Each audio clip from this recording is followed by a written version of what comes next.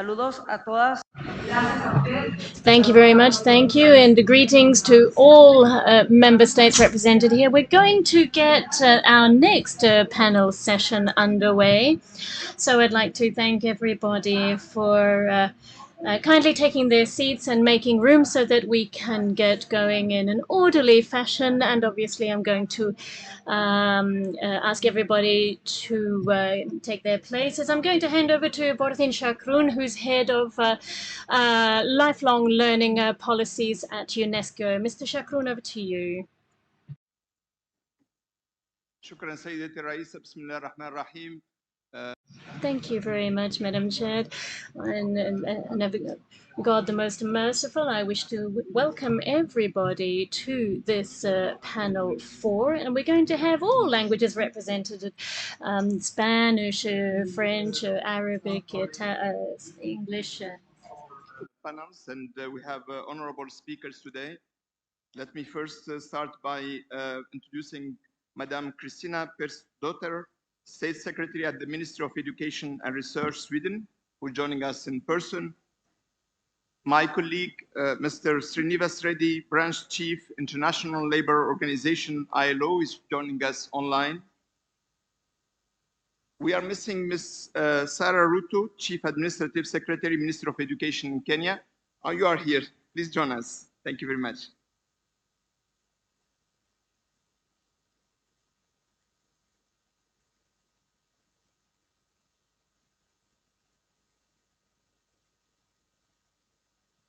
And we have online as well His Excellency Erlangga Hartarto, Coordinating Minister for Economic Affairs of Indonesia, and His Excellency Mr. Yunus Sekuri, Minister for Economic Inclusion, Small Businesses, Employment and Skills, Morocco.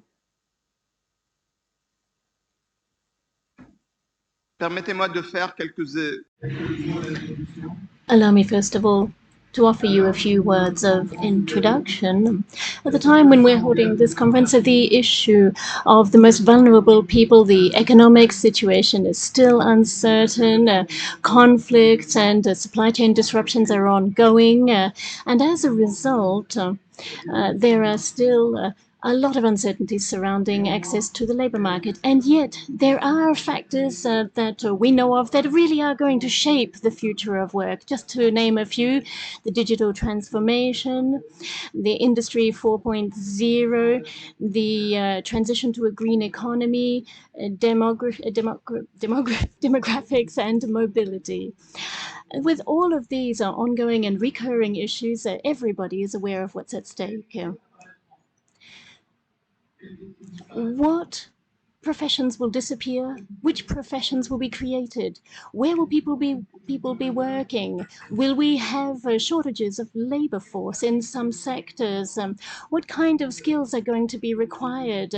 What access to ALE will we need for our future societies? Which sectors of society are going to need more support and protection during these times of transition? There are different kinds of responses, different stakeholders involved in finding answers to these questions. Young people starting their careers are wondering where they're going to work, what skills they need for the future, for their future work, what kinds of programs and training is needed, and what kinds of career will I be able to follow. Professional sectors, private sector companies are all also concerned about a shortfall in skills, and they are going to need to invest in the skill sets of their employees. Those working in continuing education and lifelong learning are also hoping to tailor their offering to the future labor market needs. Public authorities are looking to sustainably and inclusively develop society, and also international organizations who are trying to guide public policy, international cooperation, and solidarity. I should like to start by some of the latest stakeholders that I mentioned, the international organizations. I'd like to hand over to Srinivas. I hope you are connected. Of course, ILO has been engaging in quite important work on the future of work, the International Commission on the Future of Work. ILO has priorities in this area in terms of development of skills within lifelong learning perspective to ensure inclusive and sustainable growth, productivity, and innovation. And of course, at the center of this is how to guarantee lifelong learning opportunities and possibilities for individuals, economies, and societies. So we would like to hear what are the ILO's with the International Labour Organization initiative in this context. I hope Srinivas is connected. Good afternoon, Srinivas. Thank you for joining us. Over to you. You are muted, Srinivas.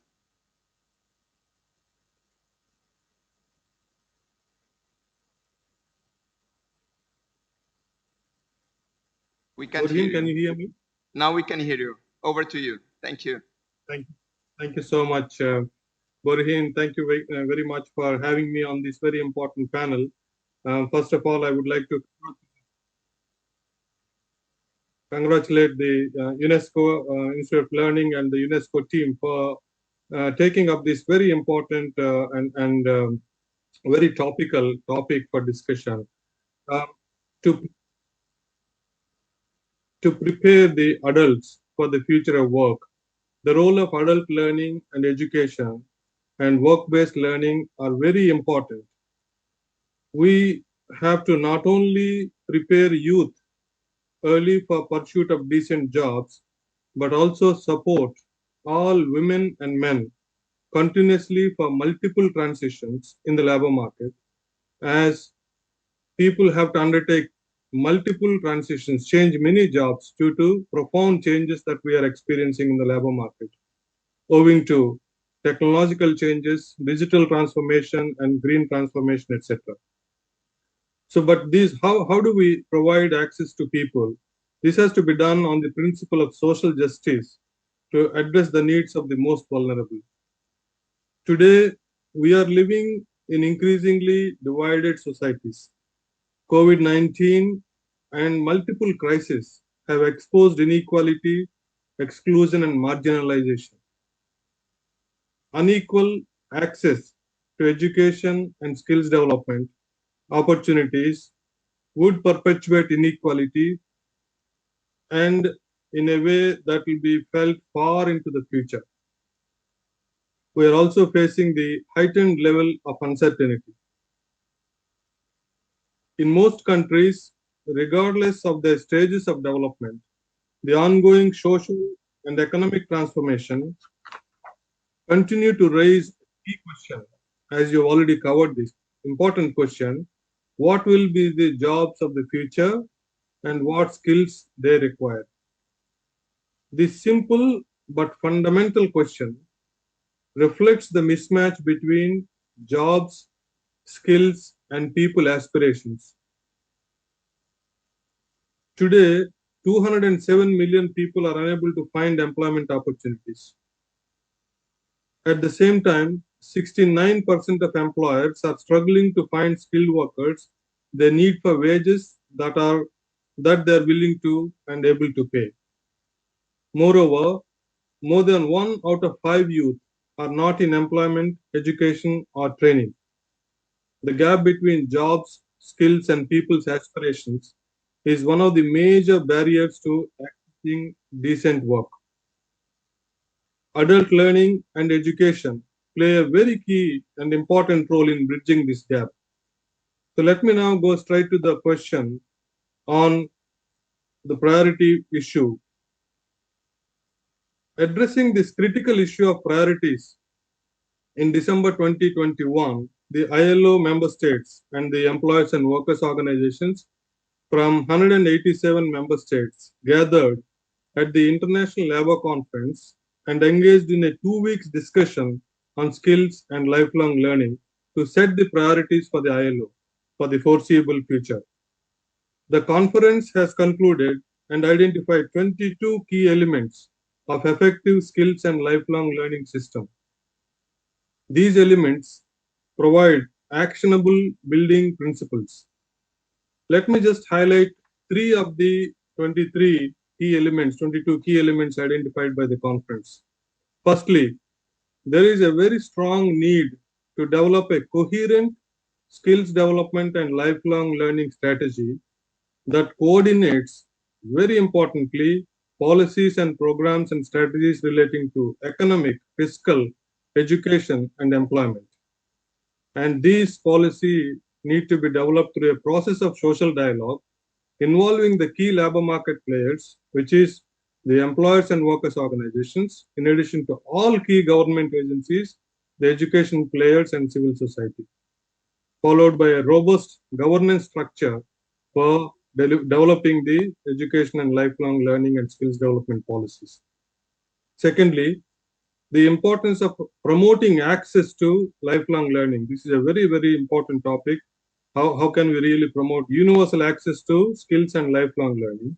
The key elements that need to be addressed are sufficient funding and incentive mechanisms to promote lifelong learning for all.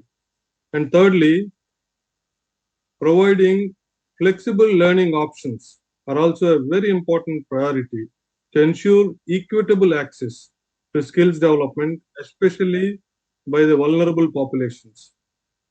As the world is making a shift towards more and more blended learning opportunities, combining face to face and online and distance, the use of technology is key to ensure that these flexible learning options are assessed, recognized, and certified in a dynamic way.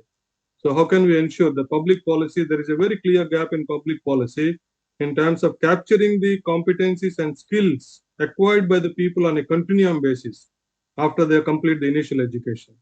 So, a credible, at the same time, affordable, continuous recognition system, assessment and recognition system is vital for people to be able to use the skills they acquire through the lifelong learning.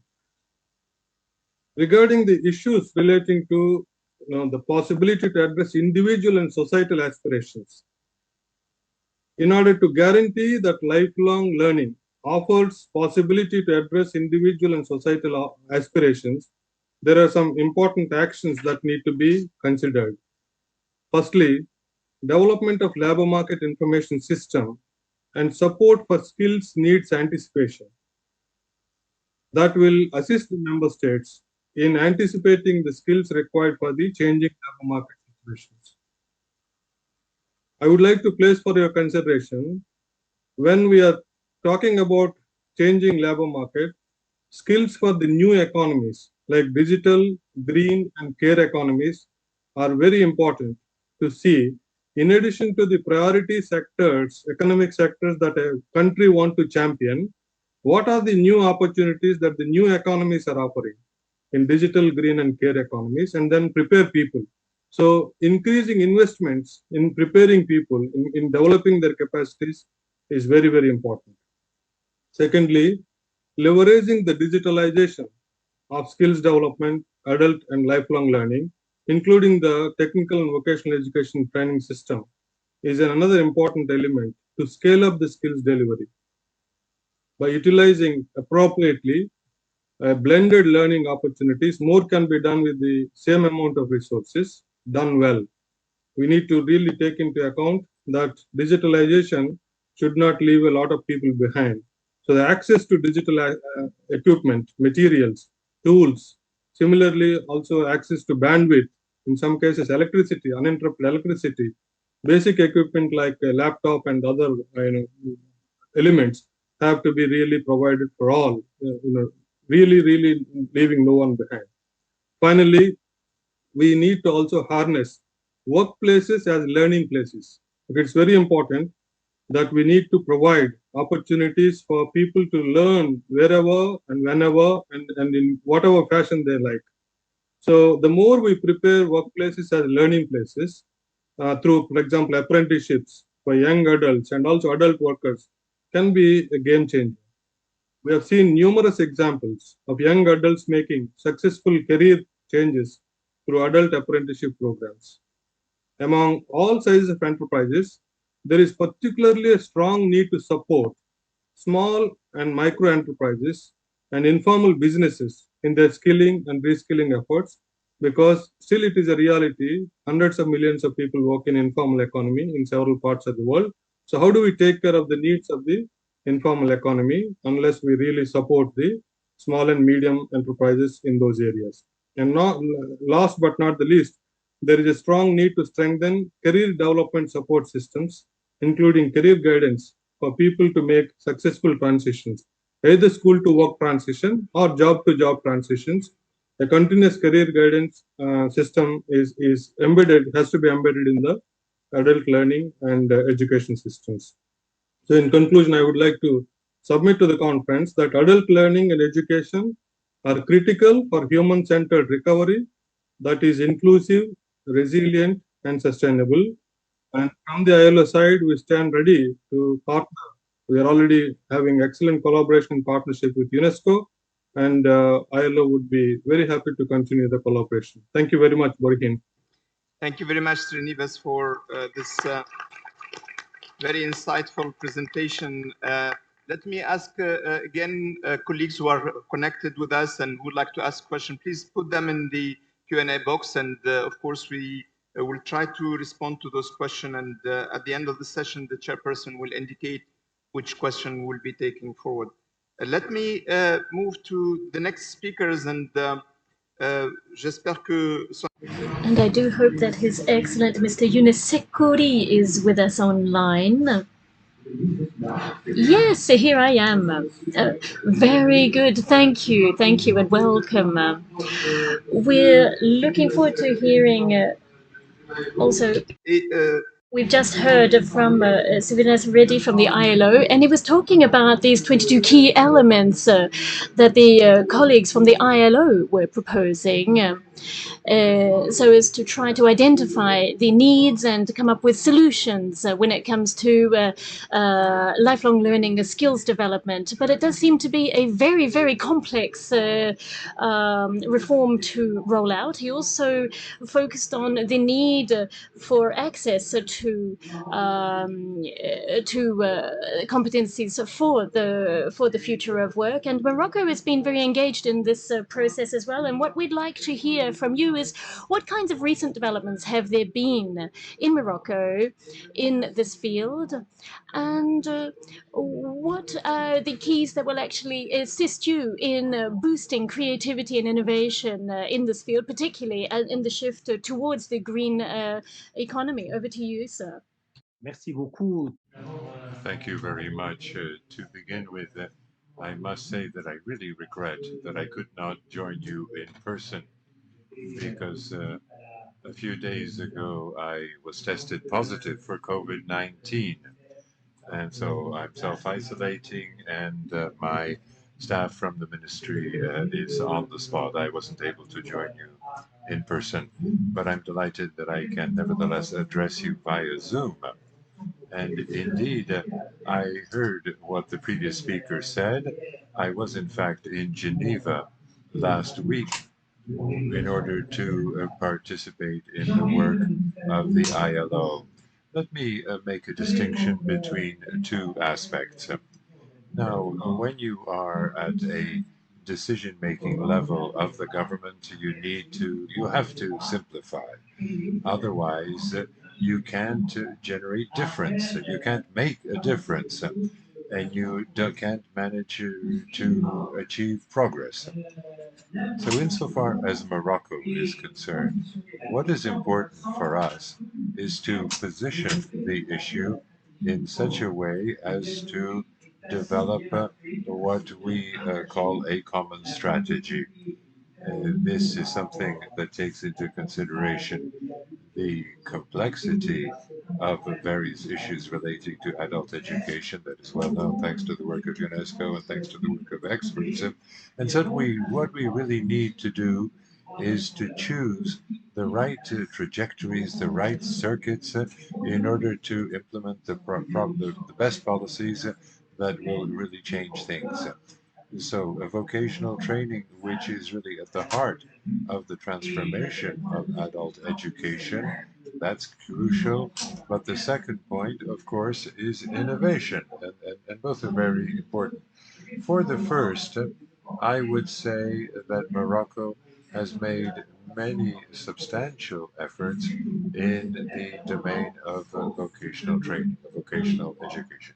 First of all, Morocco has a fully fledged roadmap for vocational training of adults. We have developed our capacity to take on board the individuals concerned. I mean, we have created some 100 new institutions that work on this. And this point mentioned by you yourself and by the previous speaker, namely that the place of work should be the best place to acquire skills and competences. Because to be effective, you need to train people where they are working to make sure that the training really corresponds to the micro level needs for skills. And the best way to formalize those demands, those requirements, is in the place of work. But the problem that arises is that for 85% of the companies making up the economic fabric of Morocco, 85% of them are micro companies with takeovers, with turnovers of less than 3 million dirhams, and they have 70%, 85% of the companies have 70% of the employees, and they are the ones that are most limited when it comes to be able to put in place upskilling and reskilling programs, human resources programs. And that is why the involvement of the state is essential. And that is why the government has put in place an overarching reform of those training programs. And through a vocational training tax, we are able to finance the uh, in-service training that is required. There are several ways of doing this, working hand in hand with federations of companies that are members of the overall council of employers. We've made substantial progress in that regard. We have delegated training programs. This is true for aeronautics, for the automotive sector, but several others as well. And that has made it possible to achieve some very substantial results. Now, the issue of transition to more green sectors, green employment, that is also at the very heart of Morocco's interest. So for that, we've set up institutes with delegated management. They exist in 3 regions of Morocco where people are trained in green jobs. You'll tell me that this is not sufficient. I mean, these are 3 institutions only for the country as a whole, but they are really avant-garde institutes that are additional to the 12 professional cities that His Majesty set up and that are involved now in training 35,000 people. So I don't want to overload you with the details of what we have achieved. You can find that information on the internet and in various reports, but I will concentrate on the fact that we have a targeted objective. We want to get to people who are working for companies through a lifelong learning system. We're very advanced in our 4th month of work on the setting up of these programs, and I think that between 2022 and 2023, we'll be able to implement a very innovative reform, the first in 20 years. And then we have people who are losing their jobs, and through indemnities for them, well, they come out of the circuit of employers who could provide them with training. So we're looking for innovative ways of funding their reskilling on the basis of solidarity. Reskilling and perhaps also upskilling. Now, we also intend, we have a duty, in fact, on the basis of the address of His Majesty on this subject, we want to continue to cooperate with all pioneering countries in this area in order to learn from them. And essentially, it's the issue of funding. You have to have solidarity between the world of work and then you have the informal sector. And that's why we are drafting a small business act that will introduce a revolutionary project in Morocco, and that deals with the issue of micro entrepreneurs, micro companies, in order to make sure that all people can come into the formal sector, that they are attracted to the formal sector, and thereby have the funding of their reskilling and upskilling assured. Thank you for your attention. Thank you, Your Excellency. Thank you for that presentation, which really gives us a good overview of the reform that is being planned for through this public-private partnership. So I wish you a speedy return to good health. May you put COVID-19 behind you shortly. Speakers, and we are pleased to have with us His Excellency Erlangga Hartarto, Coordinating Minister for Economic Affairs of Indonesia. Mr. Hartarto, are you with us?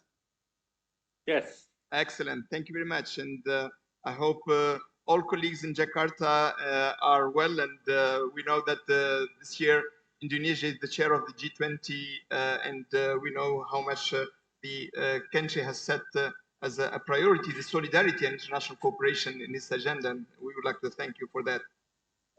We just listened to His Excellency Minister Sekuri, and he was presenting quite important initiatives related to the public policies, related to public-private partnership. And I must say that when we are looking at the new economy today, we are speaking about these twin economies, transition to green and transition to Industry 4.0. We would like to know from you what are the initiatives that and the policies that have been put in place in Indonesia on vocational training and lifelong learning initiative? What focus are you having, for example, related to digital skills? How you are targeting these different target groups? And the minister was mentioning 3 of them, for example, workers, young people entering the labor market, but also people who are unemployed or who are at risk of losing their employment. And we also know that in Indonesia, there is a quite strong public-private partnership. So how you are involving private provision in this case, and what are the challenges that you are facing? Over to you, Your Excellency. Thank you, Excellency Mr. Borge, for this opportunity. I really regret cannot join you in person due to tasks that we cannot. I'm not allowed to leave Jakarta. But allow me to share Indonesia experience in the preparing for future of works. Of course, we are also facing a problem with digital transformations, which is in sectors such as Industry 4.0, and then the increase of mobility, as well as due to the COVID pandemic. There are a few issues that we have to respond. That there is Indonesian peoples who have difficulties in obtaining the job during the COVID, as well as to make them prepare for a new job that is required a new skill.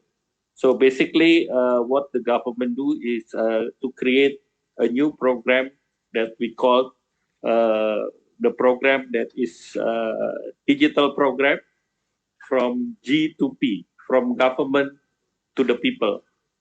The program was established during the COVID pandemic, and the program is fully digital from end to end. And the program, the government create a new institutions which run the program. The program is open for all Indonesian peoples, and the program only provide an access through the digital ecosystems. So we call the program is a pre-employment card, or in Bahasa is Kartu Prakerja. The program for the very first time established around 7 platforms and providing almost 150 training provider, as well as providing 1,000 training courses. And when the program also having a target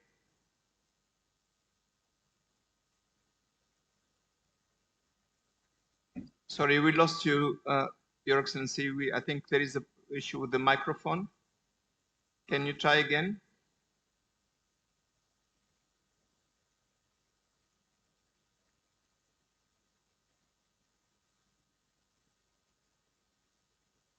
We still cannot hear you, sorry.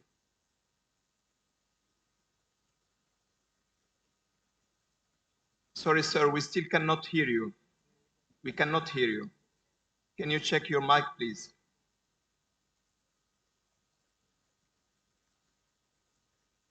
Check. Okay. Can you hear me? Excellent, we can hear you now. Please, sir. Yeah, the government launched a program that we call a pre-employment card. That is fully a digital program from G to P, from government to the people. The program is established during the COVID pandemic and targeted to the people who lost jobs and for the people that needs to do retraining and reskilling. And the program is consists of 7 platforms and around 150 training providers and 1,000 training courses. The government run this program as semi-social protection, in which we are giving to the people around $70 to obtain a course. So price of the course is around 15 to $20. So they are obliged to take digital courses in person.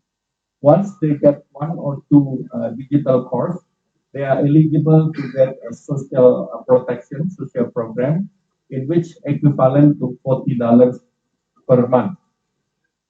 So there are many courses and many program that is run through a digital platform. And during the program in the last 2 years, during the pandemic COVID, we are able to attract more than 115 million of Indonesian people who would like to register into the program. And we do the selection of the people who are eligible. Either they are not working, they are not in the university, and they are not getting any of other social benefit from the government. So when they are eligible, then they run into the program. During the 2 years, there are 12.8 million people are graduate from this program. And when we run the survey, out of the 12.8 million people, the 2% of the participants are with disability, and 18% of graduates is from primary schools or less, and then 60% are from rural area, and then 49% are women, and 90% of them who join the program are not working at that moment. And with this, around 20% of the participants having no bank account before. So it's really that the program is inclusive, and the program supporting the peoples, and most of the graduate, around 20% is becoming entrepreneurs, and around 40% they change job or they are able to work in other sectors. There are many success story through the program of this free job employment card. And at the moment, we are also using the latest digital technology, such as AI, database, as well as the face recognition program. So the program is effective, and the program can really select the participants through the AI database system. And I think the program is one of a kind that use the digital platform that's directly from the government treasury to the people. And 90% of the participants who join the program, they prefer to use e-wallet rather than normal banking or traditional banking. I think this program that Indonesia is promoting, most of the cases that is chosen by the people is digital related, and then also the consumer services based related, as well as in the food and beverage small and medium enterprises sector that they choose to do the training. I think I would like to share those stories. So I hand over to you, Mr. Moray. Thank you very much for the presentation and for sharing this very important experience regarding the pre-employment card. I think this ecosystem that you have created is impressive, and the scale that you have reached is also very important. And in a way, this combination of using the technology to offer learning opportunities, but also equipping the, people with the skills that are required, including the digital skills, is an important combination. Thank you very much for joining us, and we please stay with us. There might be questions in the discussion.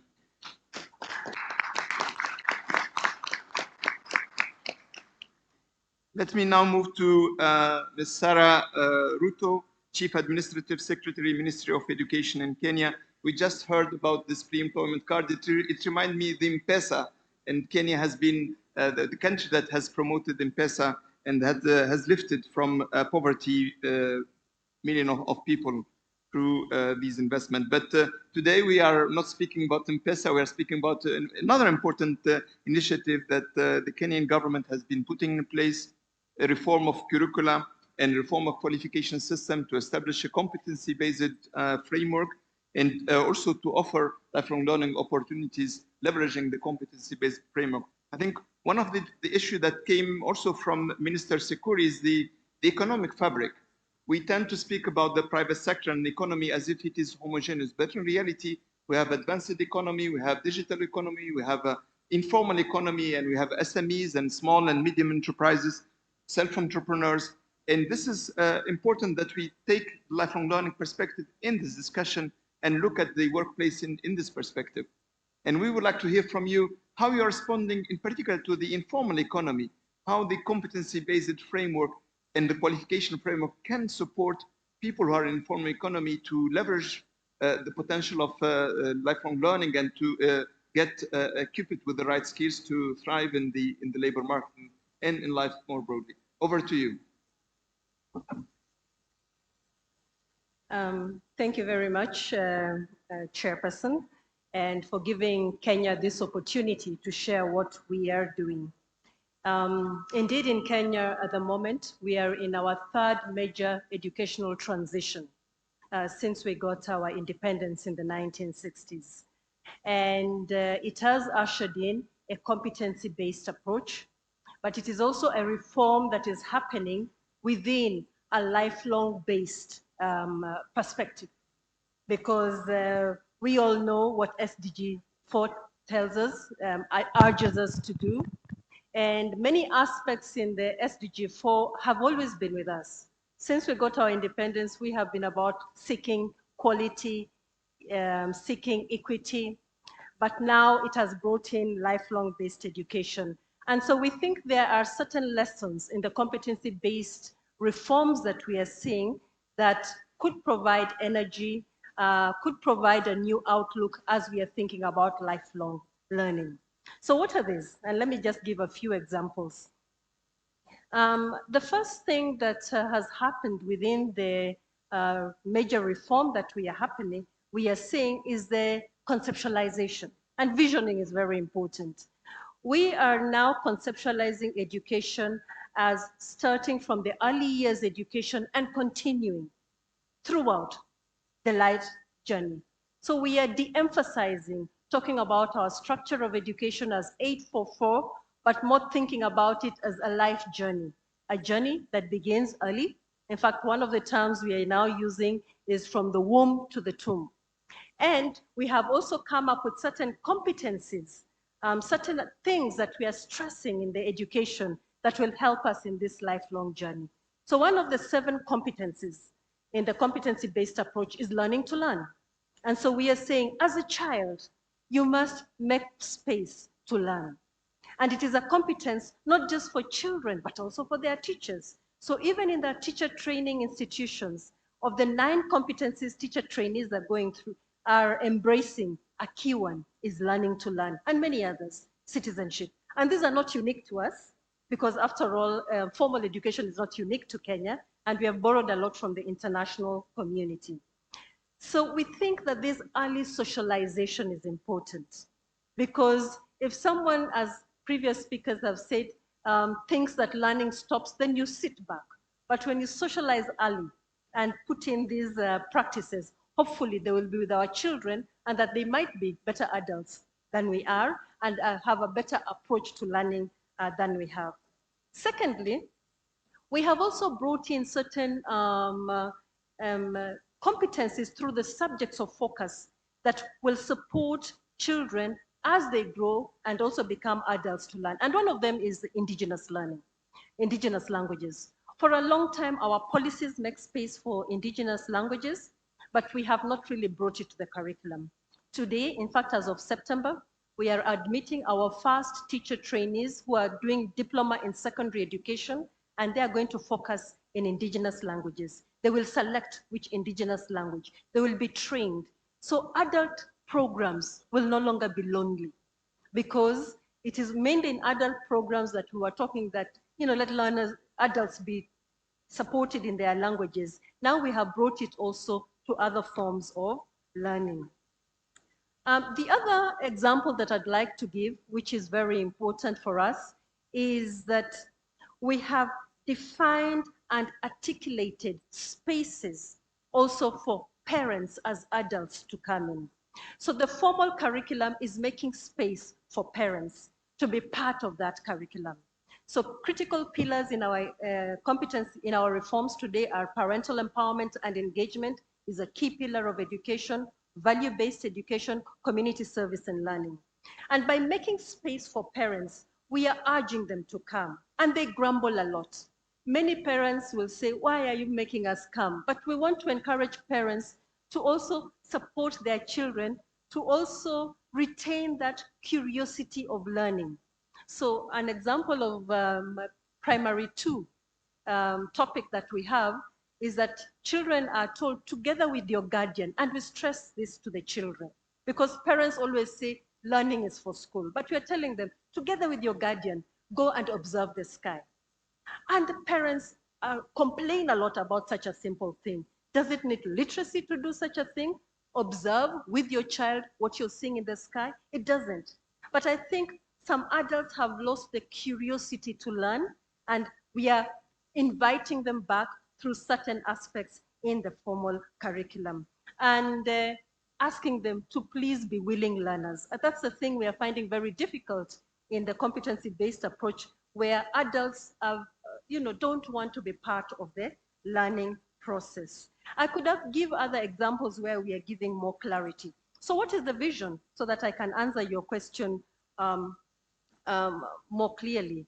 Our vision in the reforms that we are going through is that we want to reclaim that all children, irrespective of their social standing, physical standing, irrespective of that, are able to attain their basic education in school, so that we release adult education, adult learning programs to do more of the continuing programs. Because at the moment, the focus is still on addressing literacy, illiteracy, and yet we feel that with the changes we are seeing, we need to be doing adult programs, to be doing more of continuing education, continuing learning, connecting to the industry, and all that. And so if we tighten basic education, we shall allow then adult programs to be complementary, to add on, rather than doing what basic education has failed to do. Secondly, we want, and continuing with that, to reinvigorate our Directorate of Adult Learning and other forms, so that it can address the challenges. Let me borrow the M-Pesa example that you have used. Today, many adults are vulnerable to fraud because they have moved to digital forms of financial, the way they transact their financial business. But there's a lot of fraud.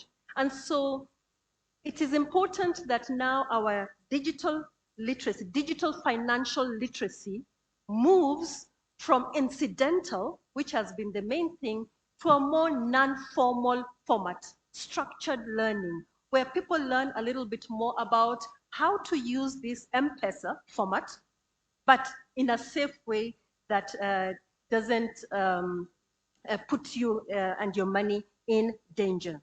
Lastly, because I can see the chairperson looking at me like my 8 minutes are over, and I'm conscious you did. I'm admiring you, not looking at you for the time.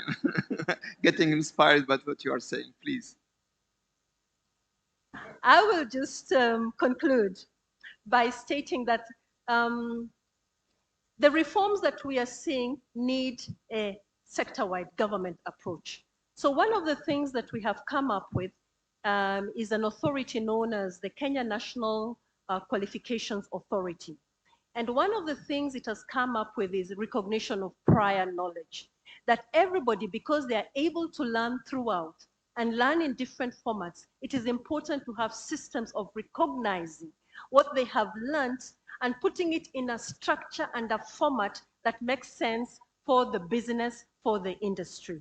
And this is a product that has been received very well, and we think that is important that when lifelong learning goes, and because of the way our societies are structured, we have a way of recognizing this learning, putting it in a way that makes sense when you're procuring items, so that a person who is a lifelong learner and who gets learning out of experience is not criminalized because they do not have certification that goes with it. Thank you very much.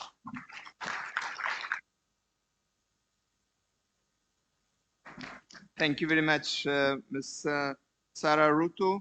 It was very inspiring, but also you brought for us things that we didn't discuss earlier, I think, in the different presentation, the importance of the intergenerational dimension of the lifelong learning, bringing also the community level and I would say a whole of society approach. So I think this is something that I believe is very important, in addition to, of course, the specific aspect related to the reform and the link with the qualification frameworks.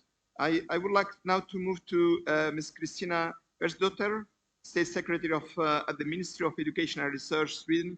Yesterday, we were impressed by some of the announcements that you mentioned. I was calculating how much it will cost the almost 200 euros, 50 weeks, around 10,000 euros, which seems quite generous from the perspective of lifelong learning entitlement. We know that in some countries, like in France, it's around 500 euros per year. In Singapore, is around 500 Singapore dollars per year. So it seemed quite generous, but we would like to hear from that on that also from your side.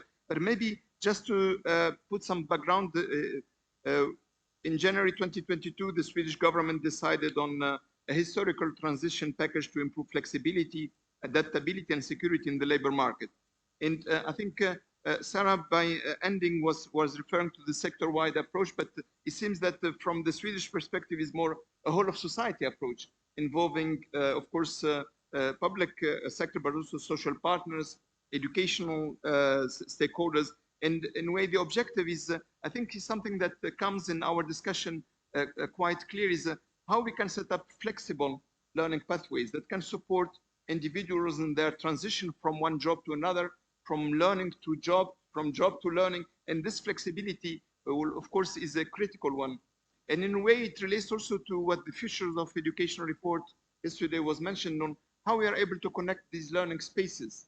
Workplace is a learning space, and the minister referred to that, and Srinivas referred to that. But also, there are different spaces like online spaces and other spaces that are important. So we would like to know a bit how you are leveraging all these spaces, how you are building lifelong learning pathways that are supportive for each of individuals, and how you are not leaving behind anybody. Over to you. Thank you so much, and thank you for the possibility to speak on this very important issue of preparing adults for the future of work. I want to start with stressing that lifelong learning is a cornerstone of democracy. So taking this broad perspective that Chairperson mentioned, that good quality education, both formal and non-formal, includes the development of skills such as critical thinking, media and information literacy, and collaborative thinking, among other skills. These skills, which are important for the functioning of democracy, but are also vital for the modern labor market and sustainable transition. Skills that we need to be active citizens are not separate from the skills needed in the labor market. And the green transition and the digitalization are transforming today's labor market and the way we live, that we know. But also we see that tomorrow's labor market must be transformed even further if we are to reach the 2030 agenda for sustainable development. And with that in mind, the Swedish government is launching the greatest reform package on the Swedish labor market in modern times, and yes, it's very expensive. It's a 11 million euros a year reform package. And Sweden has, as you said, also a long-standing tradition of the social partners negotiating the rules of the labor market. And this reform package has been developed in close consultation with the social partners and take a holistic approach and covers both labor market reform and as well as a policy to ensure that lifelong learning can become a practical reality for all. And the centerpiece of the package is this new student finance scheme for re and upskilling that I had opportunity to mention in the ministerial panel yesterday.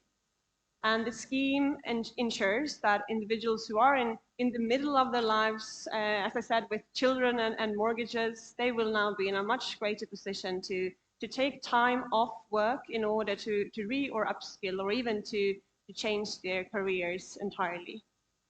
And the scheme will ensure that a person will be able to study for up to 1 year. That is 44 weeks as we count it when it comes to the education sector. And for the vast majority, grants and loans will be equivalent to at least 80% of their wages. And this is a historic reform which marks a new chapter in Swedish education and labor market policy. And as I said, it will make all the difference for individuals who want to re or upskill, but it will also benefit the Swedish businesses and public sector, which will have better skilled labor. And that is a necessity to make the green and digital transition a reality. The Swedish government's ambition is to lead the green transition of the economy. We have made the shift of seeing this as a cost to look upon it as an investment. If we invest in skills needed for the green transition, our companies can then export green products and green solutions. We also see that this new student finance scheme will, of course, increase the demand for adult education, vocational education and training, higher vocational education, and also university education. And the entire education sector is now preparing to meet this new demand. But we're not entirely sure what the demand will look like. And the way people want to learn can also have changed with their experience of learning during the pandemic. Will it mainly be part-time or full-time studies? We'll see. Mainly distance, blended, or in classroom? We're not yet sure, but my guess is blended. That is the new normal. But we are quite sure that there will be a higher demand for validation of already acquired knowledge and competencies, and also a higher demand for supplementary courses. And we would like to see more education programs that will make transition possible from one labor market sector or occupation to another sector or occupation. And one piece to this development is that the government has launched a 1-year-long teacher program for academics.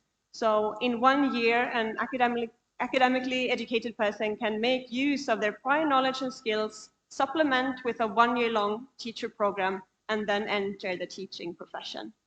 And looking forward, I see that this setup with validation and supplementary courses or programs will and must be a bigger part of the education sector. One more important thing to make this new student finance scheme work well, and also for the entire education sector to work well in correlation with the very fast changing labor market is the need for better data. Valid data are essential to understanding the rapidly changing nature of the labor market and how that needs to impact the education sector.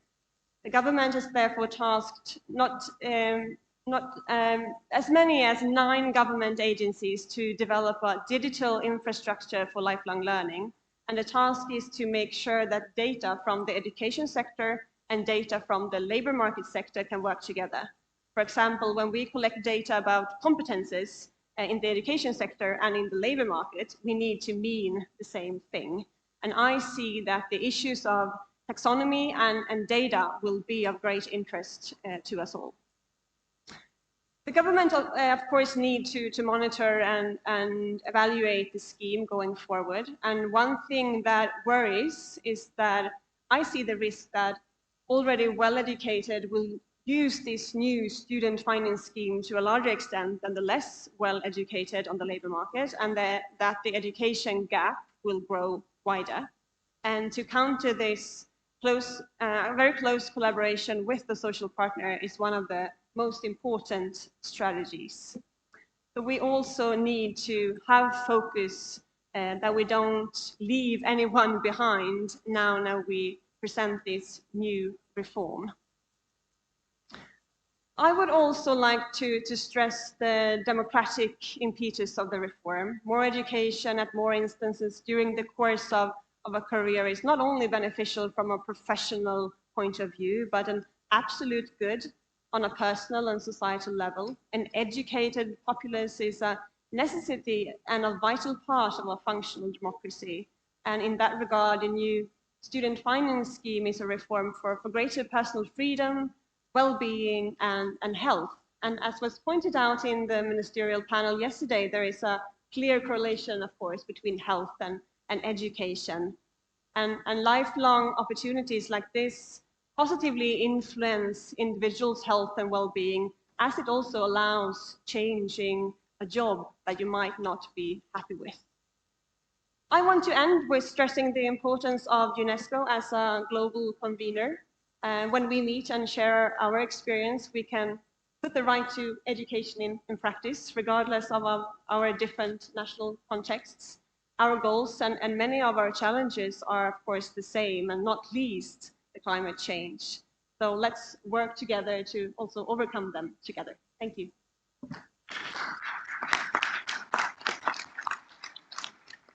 Thank you very much. I really like the last point. Thank you. It's very kind. But let me just pick up a few of, I think, the points that were mentioned from you, but also from the previous speakers. We have also some questions, and I hope we'll have time to address them. I think we have highlighted at least 5 points that are critical from my point of view that are important for our discussion. One is the importance of taking into account the economic fabric and the diversity of the economies and the diversity of the structure of these economies, from large companies, small, medium, informal economy, rural areas, rural and subsistence activities, and work in a broader sense, not only waged job, but also unpaid work and other forms of work that are important to take into account when we are looking at a humanistic perspective on lifelong learning. The second, I think you mentioned that, is also the diversity of purposes of adult learning. We are mentioning, of course, the importance of lifelong learning and adult learning for work, but it's also for citizenship, for participation that is important. And that means also the set of skills that are required in lifelong learning and adult learning. Some of them are related to work, others are related to what Sarah was mentioning, socialization and engagement, but also, of course, always related to sustainable development, citizenship, and other set of skills. I think you mentioned also the different levels of skills that are important. And adult learning is not only about specifically vocational training; it can be for higher education as well, and that spectrum. And I would say that the whole lifelong learning vector is very important in the discussion. Maybe 2 last points that I think we discussed it also: the importance of what you call democratic and governance. We spoke about governance, partnership with the private sector, but also partnership with the civil society, with communities mentioned by Sarah, and this more democratic engagement as a part of the envelope that within which adult learning has to be taken into account. And last and not least is the data and the importance of data for any decision making, and evidence-based adult learning and education seems to me very important, particularly in responding to future of work and the level of uncertainty that we have. So classical data, but also up-to-minute data, open data, data analytics, and all this form of data that will be required and we'll have to leverage to respond to the needs and to leave no one behind, as you kindly mentioned. I think it's time to give the floor to the chair. Muchas gracias, Presidenta. Thank you very much, Madam Chair. Thank you very much. And to you, thank you, Mr. Shukruna. Now, it's time to thank each and every one of you for your participation. We've got a couple of questions. And when you ask your questions, I'm going to ask you to be brief and concise. You've only got 2 minutes each. And please tell us to whom your question is just regarding Ledonia Ruta Netanarina, who wanted to ask a question concerning the questions raised. So if you could ask your question. The floor. Excellencies, distinguished delegates, ladies and gentlemen. On behalf of Latvia, I would like to thank the Kingdom of Morocco and the UNESCO for convening this 7th International Conference on Adult Education. Thank you for your wonderful hospitality. We feel truly at home in Morocco. When speaking about policies for preparing adults for the future of the work in Latvia, I would like to highlight one important initiative, how to expand adult education opportunities in vocational education and training. On the 1st of April 2022, Latvia made fundamental amendments to the VET law, making the VET system more flexible and open to labor market developments. These amendments also enable VET institutions to implement AQF5 programs, which can bring the system closer to the labor market. Recent amendments to the VET law define the implementation of modular vocational education programs in adult education, the so-called continuous VET programs. A modular approach enables adult learners to effectively and flexibly manage changes and adapt more quickly to new developments in the industry, to validate and accumulate learning outcomes, to retrain and to acquire a single module or a set of modules, a part of a professional qualification, to return on the learning path to continue their studies to get a full professional qualification. All modular continuous VET programs are designed to acquire technical and soft skills required in the labor market. The use of the modular approach helps to design flexible and modern programs with changeable parts, to update curricula according to the labor market needs. We believe that this reform will better align and faster response adult education system to the labor market needs and new technologies. We are interested to learn about other countries' approach in establishing the connection between adult education and vocational education and training. Thank you very much.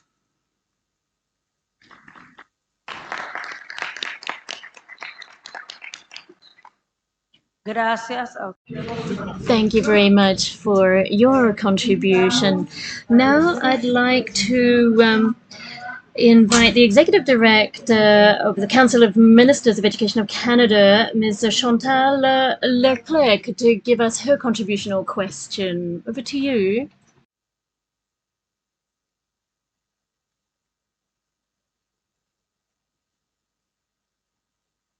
Gracias. Thank you. Thank you very much, Madam Chair. Thank you very much.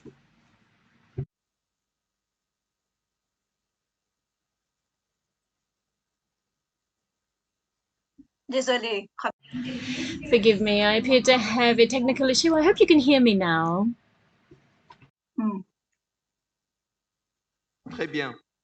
We can hear you. Please proceed. Thank you.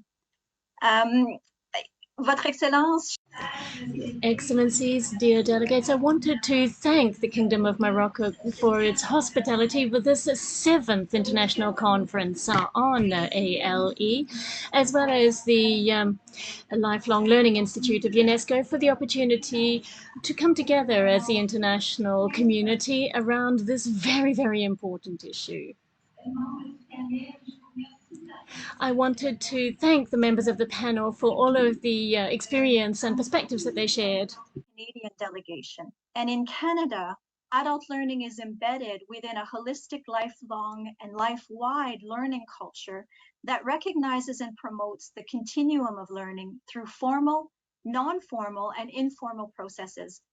And we absolutely agree with the points made by Ms. Ruto that our focus on education and learning needs to start early. Otherwise, we are essentially playing catch-up.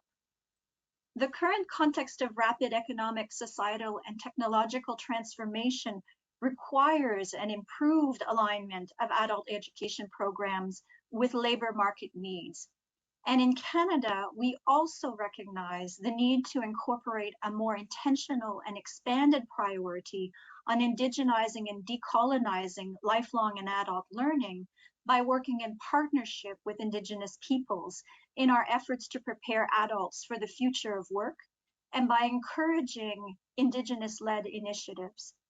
Beyond equity and inclusion considerations, there is an imperative towards truth and reconciliation and embedding values that respect Indigenous ways of knowing, being, and doing in all our adult education and learning endeavors.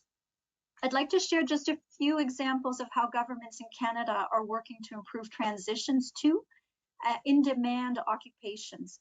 So in the province of Quebec, for example, the government adopted the Policy on Adult Education and Continuing Education and Training, which formally commits the government to facilitate the recognition of prior learning and competencies through official recognition.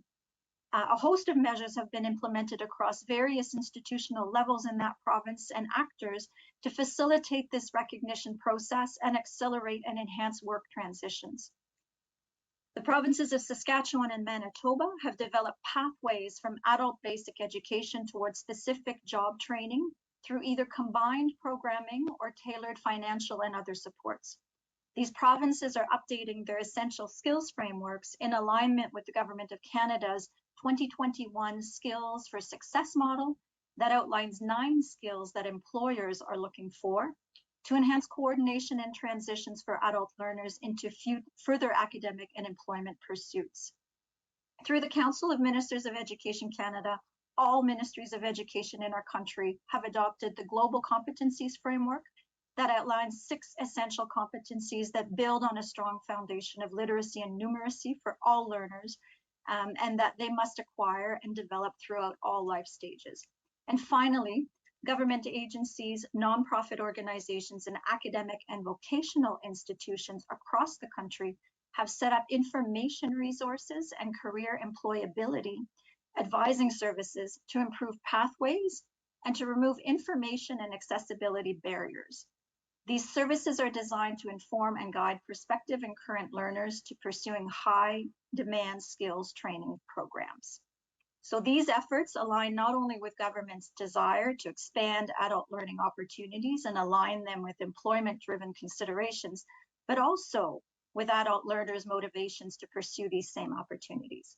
So in closing, we are confident that the priority we're placing on adult learning and education as a key pillar in our education strategies, with an expanded notion of literacy, an embrace of our role in equipping our societies for the near and further future, and a particular regard for the more vulnerable across our populations, will be instrumental in our ability to respond, to steer, and to thrive as a country and as individuals within it. Thank you very much. Merci beaucoup. Gracias.